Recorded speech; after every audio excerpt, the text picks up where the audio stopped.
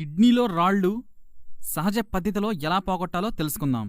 రాళ్ళు 5 మిల్లీమీటర్ కన్నా తక్కువ ఉంటే తప్ప వాటిని కరిగించలేం.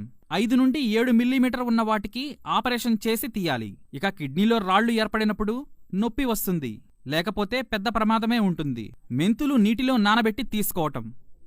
1 స్పూన్ మెంతులని తీసుకొని 1 గ్లాసు నీటిలో రాత్రంతా నానబెట్టాలి. పొద్దున్నే లేవగానే ఖాళీ కడుపుతో ఈ నీటిని తాగాలి. ఈ విధంగా చేస్తే కిడ్నీలో రాళ్లు పోతాయి.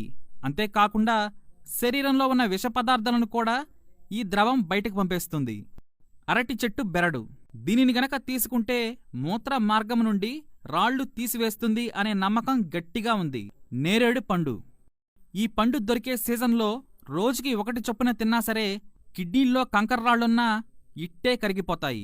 కడుపులో ఉండే వెంట్రుకలు, చిన్నపాటి రాళ్లు పూర్తిగా కరిగించే శక్తి ఈ నేరేడు పండుకు ఉంది. కిడ్నీలో రాళ్ళు సహజ పద్ధతిలో ఎలా పోగొట్టాలో తెలుసుకుందాం. రాళ్ళు 5 మిల్లీమీటర్ కన్నా తక్కువ ఉంటే తప్ప వాటిని కరిగించలేం. 5 నుండి 7 మిల్లీమీటర్ ఉన్న వాటికి ఆపరేషన్ చేసి తీయాలి. ఇక కిడ్నీలో రాళ్లు ఏర్పడినప్పుడు నొప్పి వస్తుంది, లేకపోతే పెద్ద ప్రమాదమే ఉంటుంది. మెంతులు నీటిలో నానబెట్టి తీసుకోవటం. 1 స్పూన్ మెంతులని తీసుకొని 1 గ్లాసు నీటిలో రాత్రంతా నానబెట్టాలి. పొద్దున్నే లేవగానే ఖాళీ కడుపుతో ఈ నీటిని తాగాలి. ఈ విధంగా చేస్తే కిడ్నీలో రాళ్లు పోతాయి. అంతేకాకుండా శరీరంలో ఉన్న విష పదార్థాలను కూడా ఈ ద్రవం బయటకు పంపేస్తుంది. అరటి చెట్టు బెరడు.